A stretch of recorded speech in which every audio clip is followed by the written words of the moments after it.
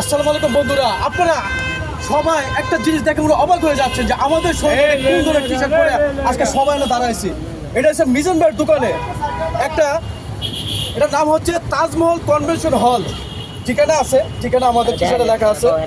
তারপর এটা বলি বাসা রোড সেকশন ব্লকে ব্যানার এসে বলি মিরপুর 10 নম্বরের দিকে। ওনারা মিজান ভাইয়ের দোকানে আসছে একটা ভালো এবং মহৎ উদ্যোগে। পাশে মিজান ভাই আছে। উদ্যোগটা হচ্ছে এরা আজকে মিজান ভাইয়ের হোটেলে 100 জন লোকের খাবার ফ্রি করে দিছে। এই যে কার্ডগুলা এরা ফ্রি লোক, যাদের সামর্থ্য নেই, রিক্সা ড্রাইভার, ভ্যান চালক, প্রতিবন্ধী, তারা এখানে খাবে। 100 জন লোকের খাবার আজকে ওনারা ফ্রি করে দিছে।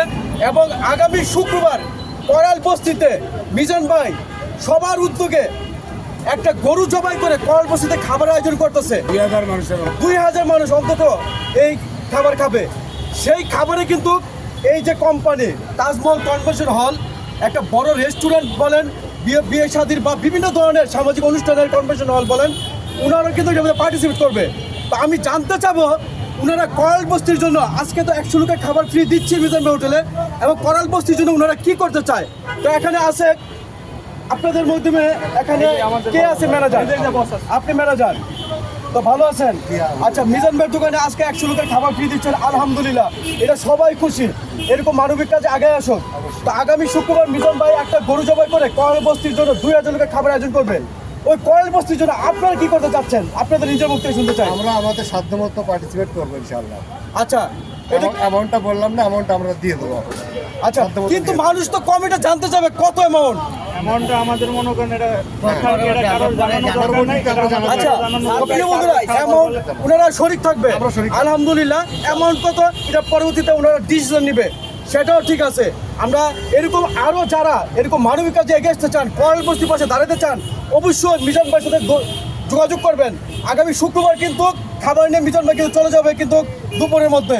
তো মিজান ভাই, আপনি ভাই মাঝে মাঝে এরকম কোনো অবাক কাণ্ড করেন ভাই, সারা বাংলাদেশের এবং বিশ্বের বাইরে যারা মানবিক কাজ করে সবার বিবেকে কিন্তু একটা নাড়াতে দেন। আপনি এই মহৎ মহৎ কাজগুলা এত সাহস করে এগিয়ে যান।